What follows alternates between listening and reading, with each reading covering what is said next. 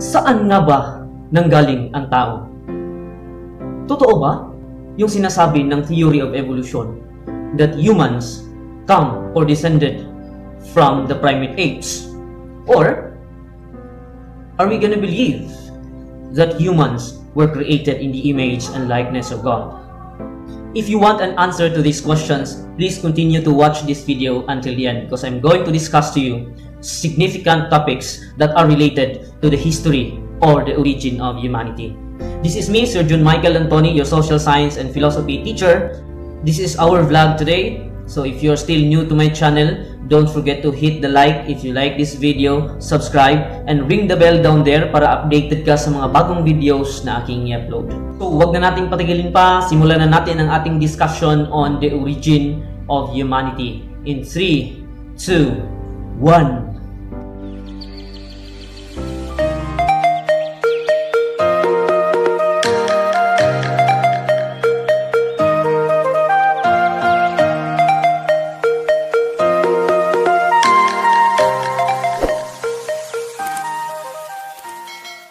So, where do we really come from? So, there are actually three sources when it comes to our discussion on the origin of man. So, number one is the myths, or coming from legends. The second is coming from the scriptures. And the third one is coming from the theory of evolution. This is coming from the natural sciences. So, as of now, I'm going to present to you these three significant sources to answer the question of where do we really come from. So, number one is coming from the myths. So, we know the stories of Malakas and Maganda, no, nagaling tayo sa nabiyak na kawayan, no, natinuka ng ibon, tapos nabiyak, tapos lumabas si Malakas at si Maganda. These are myths, these are just legends. Of course, this cannot be true in history, of course. But we know that this is also another story to tell us of the origin of man. So, we will not dwell so much on this myth. The second source is coming from the Bible. So, in Christianity and even the Quran also have this idea that the humans were created in the image and likeness of God. So, this is a religious view of the origin of humanity. So, basically, the scriptures would tell us that God has created us in His own image and likeness. So, makikita natin yan sa Genesis, no? In the book of Genesis. In Genesis 1 or Genesis chapter 1 verse 1, God says, in the beginning God created the heaven and the earth. This verse might be related to the creation of the universe. But in Genesis 1 verse 26, God said, let us make man in our image, after our likeness, and let them have dominion over all. In verse 27, so God created man in His own image, male and female, God created them in His own image. In verse 28, God blessed them, and God said unto them, be fruitful and multiply, and replenish the earth and subdue it.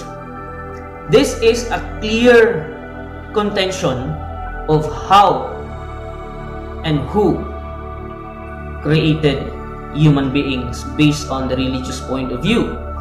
That basically, God has created humanity. The Genesis chapter 2 provided us on how God created human beings. So in Genesis chapter 2 verse 7, let me read. The Lord God formed man of the dusts of the ground, and breathed unto his nostrils the breath of life, and the man became a living soul. On Genesis 2 verse 21, and the Lord God caused a deep sleep to fall upon Adam, because that was the man, the first human being. And Adam slept, and he took one of his ribs and closed up the flesh instead thereof. In Genesis 2 verse 22, and the rib which the Lord God had taken from the man made the woman, and brought her unto the man. In Genesis 2 verse 23, Adam said, this is now bone of my bones, and the flesh of my flesh. She shall be called woman, because she was taken out of man. The accounts written in the book of Genesis had given us two types of interpretations. So actually, these accounts can be interpreted into two. We have this monogenism, and the second one is polygenism. So what do we mean by monogenism? So in the idea of monogenism, interpreting the book of Genesis on the origin of man, the monogenism would imply that there was a single pair of human being created by God in the beginning, and that was Adam and Eve, no single pair.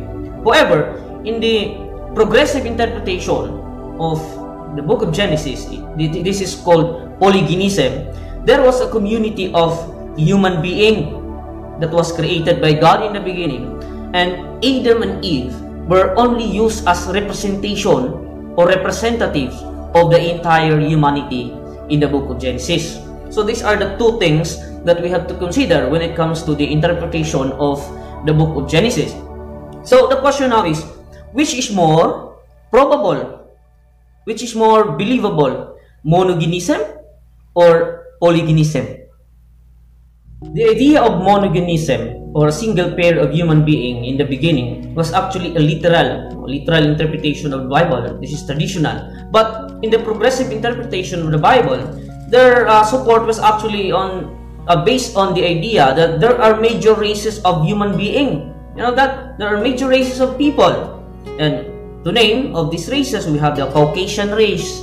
So they are the white race, and they have white complexion, they have sharp nose, and they are tall, and they are believed to be the ancestors of the people in Europe. So they are the Caucasian. Second are the Mongolian. They are the yellow race. So they have the yellowish complexion, moderate in height. So they resemble the inhabitants of Asia or East Asia.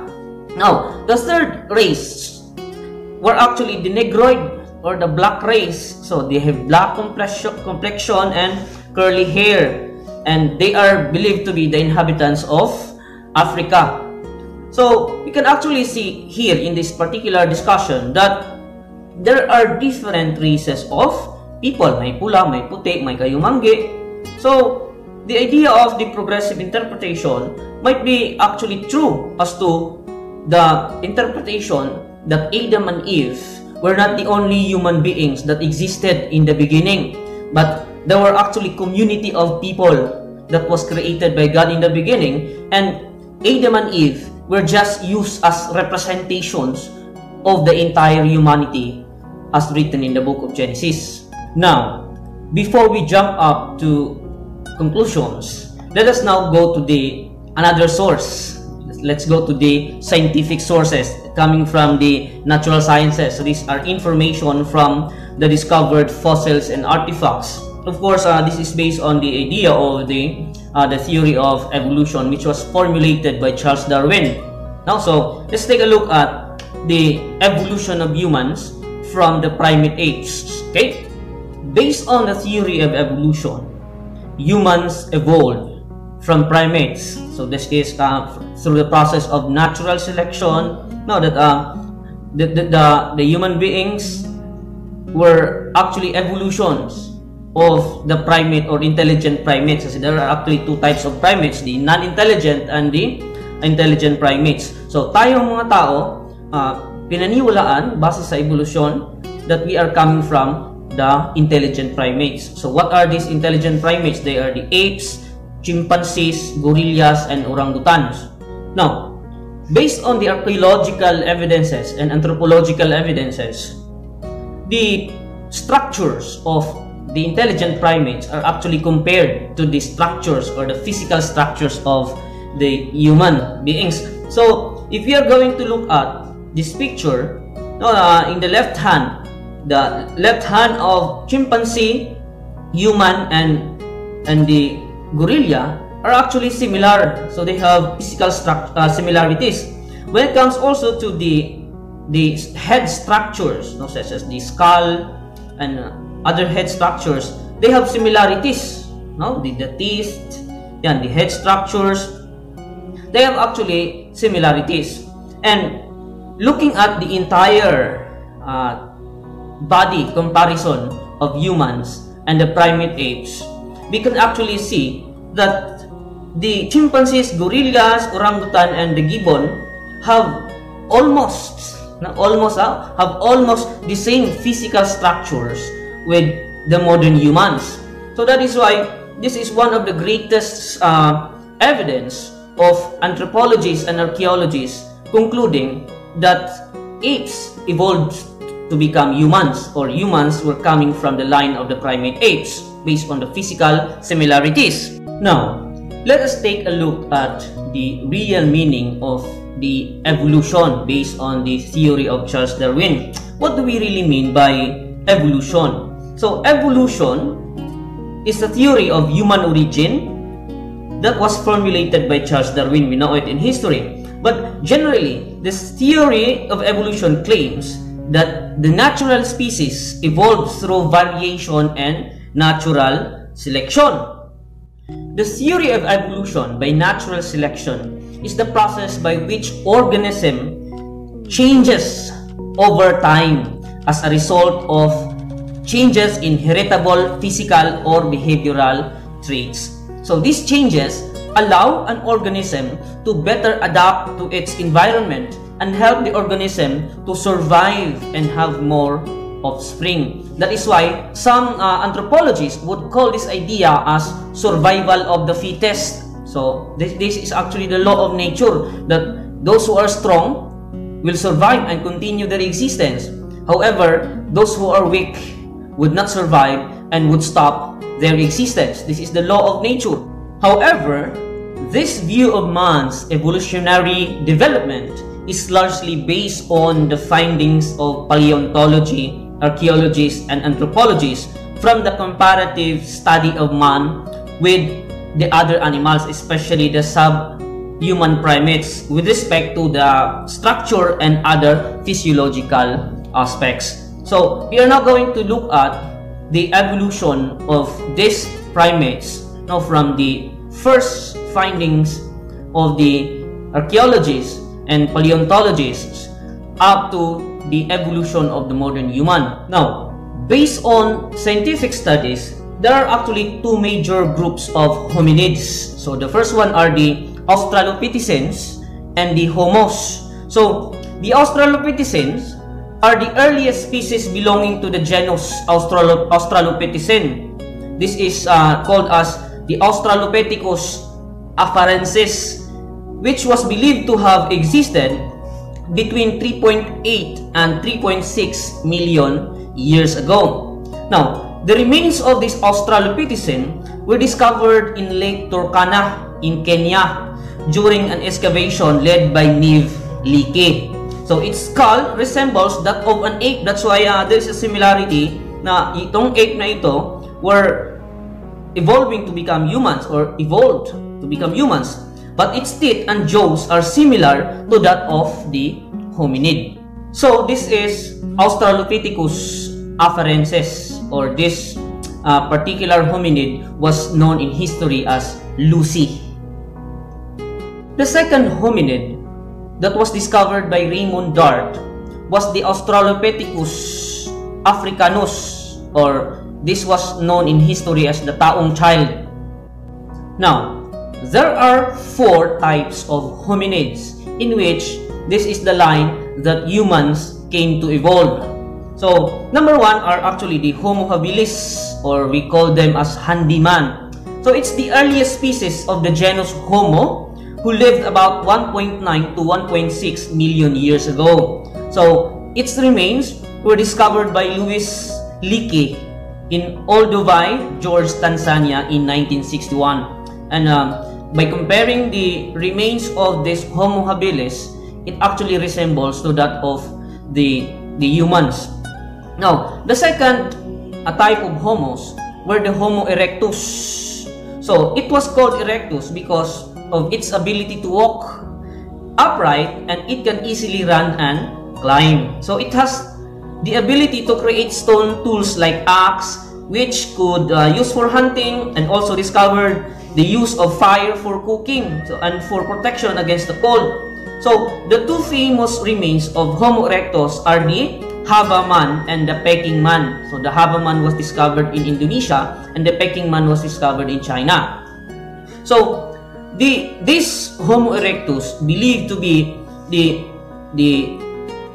lines of humans who happened to exist during the Stone Age, in which they were creating a stone tools axe used for hunting, and they were also the types of humans who happened to first created the fire, which was useful for their lifestyle during their time. The third one are the Homo sapiens neanderthalensis, or the Neanderthal man. So this type of homos live in Western Europe and Central Asia about 300,000 to 200,000 years ago. So its remains were found in Neander Valley in Germany in 1856. That is why it was called Neanderthal man, because it was found in the valley of Germany. Now, the Neanderthal man was short and robust, and it also had a big brain, which was larger than the average brain of a modern human. So this is the Homo sapiens. And the last one are the Homo sapiens sapiens. So this was called the Cro-Magnon man. The Cro-Magnon man had very high forehead and stood upright. So its characteristics are similar to those of the modern humans. So that is why, by comparing the physical structures of these hominids to the structures of the modern humans, then the scientific belief, or the scientific believers, thought that it could be possible that human beings evolved from the primate lines, especially the intelligent primates. What is our conclusion based on the natural sciences contention of the origin of man? So we can now therefore conclude that based on the discovered fossils and artifacts, and from the comparison between the bone structures of the primates and the human being, we may conclude that human being is physically related or may have evolved from primates. That is our scientific conclusion. However, there is a philosophical argument against that particular conclusion. Why? Because based on philosophy, human being is not just composed of material aspect, but the human being is also composed of the spiritual aspect. Another argument is that a material body can never give rise to the spiritual aspect, and spiritual aspect can never come from the material things. So these are our conclusions. The first philosophical point is actually the idea that man is not just composed of material aspect, but we also have emotional aspect, intellectual aspect, social aspect, and of course, spiritual aspect. So the question here is, saan galing yung spiritual aspect ng tao? And since a material body can never give rise to spiritual aspect, and a spiritual aspect can never come from material things, kasi yung spiritual aspect must also come from the spirit itself alone. No? Ang spirit produces spirit, such as ang mangga mag-produce po og bunga nga mangga, di ba? So, saan galing itong spiritual aspect ng tao? Could it be that what is written in the book of Genesis, that God has breasts unto the human being and give His spirit through His breasts, ruach, from the Spirit of God Himself, and gives a soul, a living soul to the human being that makes a human being alive? Could it be that the word human comes from the Latin word humus, and the English translation of the word humus is humus, which means soil or lupa? Is it related to what God said in the book of Genesis, that God had formed the soil, and this soil was the material or the physical aspect of the human person, and God has breasts on what He formed and give His spirit alive to the human being. However, I'm not going to give you conclusions here. I will give you questions, points to ponder, to reflect. Kasi may freedom ka as a student, as an intellectual person, as a rational person. You have the freedom to decide which theory you were convinced of, which theory is more probable, is more believable to you as a person. Nasa sayo na yan. So, our possible conclusions here is that in relation to the origin of the human being may have physically evolved from primates. So, may have lang. Kasi, it's not even proven, it's not actually proven by science that the apes are actually and really evolved to become human. Kasi, if it is true, if it is proven, scientifically, actually, then meron ng actual evidence na yung apes na nilagay sa isang experiment, tapos from millions of years na dumaan, yung apes nagiging tao. So actually, the scientists are still studying and proving this possible gap or missing gap in this line of thought. So if it is true that humans are coming from the primates, then dapat wala na tayong primates ngayon. They have evolved to become humans. All of the primates have evolved to become humans na sana. But the reality is, meron pa rin tayong primates. And scientists have no actual support whether apes are actually evolving to become humans. Right? And that's a fact. Now, in the beginning, based on the theory of theory of creation, there might not only be one pair of human race. So there might be one pair of Caucasian, one pair of Mongoloid, and one pair of Negroid. So based on the polygenism or progressive interpretation of the Bible. Before I will end this particular discussion, I will ask you, what theory are you convinced of? Ano yung pinaniwalaan mo bilang isang tao, bilang isang mag-aaral, bilang isang rational person? Ano yung paniniwalaan mo? Yung ang tao ay galing sa unggoy? Or ang tao ay ginawa ng Diyos? You decide.